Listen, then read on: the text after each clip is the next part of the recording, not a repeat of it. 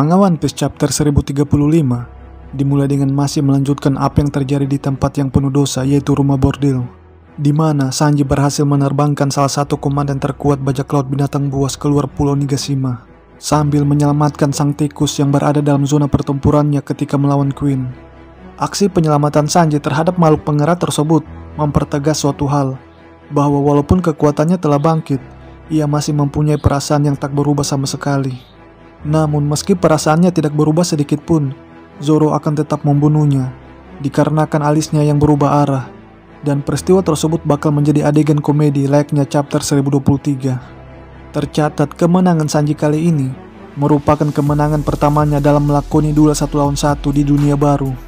Sebab seperti yang kita tahu, pasca time skip, Sanji tidak diberikan oleh Oda untuk bertarung habis-habisan seperti Luffy dan Zoro, alias minim adegan fight. Itu pun kalau fight, situasi dan kondisi yang dialami oleh Sanji selalu tidak ideal untuk melakukan sebuah pertarungan. Contohnya seperti pada saat melawan Doflamingo dan Vergo. Hal itu bisa terjadi karena Eiichiro Oda ingin memanfaatkan kelebihan Sanji yang lain, yang mana ia tidak hanya jago dalam bertarung, tetapi juga mahir menentukan keputusan ketika mengambil langkah-langkah berikutnya.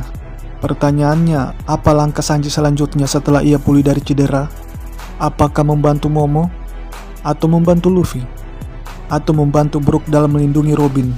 Entahlah. Kemudian panel beralih ke lokasi pertarungan Zoro versus King, yang mana Zoro berhasil menganalisa kelemahan King, di mana dia mengatakan, saat api di punggungnya padam, gerakannya akan bertambah cepat, tapi kekuatan pertahanannya menurun. Dan jika kita melihat model rambut milik King, mengingatkanku dengan model rambut suku Sandia yang berada di Pulau Langit, ditambah lagi tato yang berada di wajahnya. Dan dari sekian ras bersayap, kemungkinannya suku Lunaria memiliki hubungan kekerabatan yang paling dekat dengan suku Sandia berdasarkan kesamaan yang mereka miliki. Setelah King membuka topengnya sendiri, ia langsung berubah ke wujud full Zoan-nya dan menyerang Zoro dengan kecepatan penuh. Akan tetapi, Zoro berhasil menghindarinya dengan menggunakan pedangnya. Menurutku, kecepatan full Zoan King tidak secepat bentuk hybridnya. Sebab pada chapter 1027, Zoro tidak bisa menghindari tabrakan beruntung King kepada dirinya, hingga membuatnya hampir jatuh keluar Onigashima. Tapi walaupun bentuk hybridnya lebih cepat, daya serangnya tidak sekuat full Zoan-nya, dikarenakan bentuk hybridnya tidak memiliki paruh seperti halnya bentuk full Zoan-nya.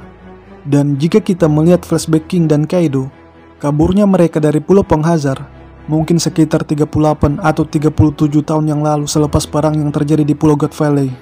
Yang artinya jauh sebelum itu, organisasi MAD sudah disergap oleh pemerintah dunia dengan menahan Dr. Vegapunk dan ilmuwan lainnya, terkecuali Vince McJudge yang berhasil kabur dari peristiwa tersebut. Kemudian King mencoba untuk kembali membuang pedang Zoro, seperti yang pernah dia lakukan pada chapter 1023.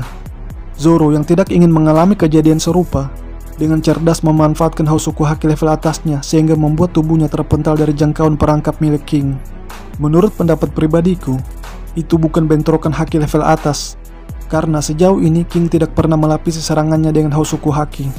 Lalu King memanfaatkan kecepatannya untuk menyerang sang pemburu bajak laut, yang menurut Zoro pergerakannya sangat cepat. Dan momentum tersebut langsung dimanfaatkan oleh Zoro untuk menyerang King, mengingat pertahanannya yang lagi dalam keadaan lemah. Dengan kata lain, api yang berada di punggungnya tidak menyala. Tampaknya setelah melakukan serangan yang super cepat, King tidak bisa serta-merta menyalakan api yang berada di punggungnya. Zoro yang lagi dalam keadaan genting menyerang King dengan menggunakan jurus barunya hingga membuat sayap kanannya terbelah menjadi dua, yang juga sekaligus mengakhiri perlawanan King. Dengan kalahnya kedua komandan Yonko Kaido, maka sudah dapat dipastikan Zoro dan Sanji sudah setara dengan Uroge dan Luffy. Bukan setara dalam hal kekuatan, tetapi melainkan setara dalam hal prestasi, di mana keempat orang tersebut berhasil mengalahkan komandan Yonko. Dan dari keempat orang itu, kredit khusus harus diberikan kepada Sanji, karena dia satu-satunya non-generasi terburuk. Tapi menurutku, pertarungan Sanji dan Zoro di Arc Wano kurang epik jika dibandingkan dengan pertarungan mereka di Enies Lobby. Hal itu terjadi disebabkan 3 faktor. Faktor yang pertama, ekspektasi fans Zoro dan Sanji yang terlalu tinggi setelah melihat pertarungan Luffy dan Katakuri, hingga membuat kedua fans berharap agar Oda juga menggambarkan pertarungan Sanji dan Zoro dengan memakan banyak chapter. Faktor yang kedua, adanya dilema-dilemaan dan flashback-flashback Nomi dalam pertempuran Sanji dan Zoro, yang efeknya membuat intensitas pertarungan mereka naik turun. Faktor yang ketiga, Power up mereka berdua di Arc Wano tidak terlepas dari embel-embel pedang Enma dan Red Suit. Sedangkan power up mereka di Enies Lobby tidak ada namanya embel-embel apapun. Jadi berdasarkan ketiga faktor itulah yang membuatku merasa bahwa pertarungan Zoro dan Sanji di Arc Wano kurang epic. Demikianlah review One Piece chapter terbaru pada kesempatan kali ini. Lebih dan kurangnya mohon dimaafkan. Bagi teman-teman yang telah menonton video ini, kritik dan sarannya akan selalu diterima.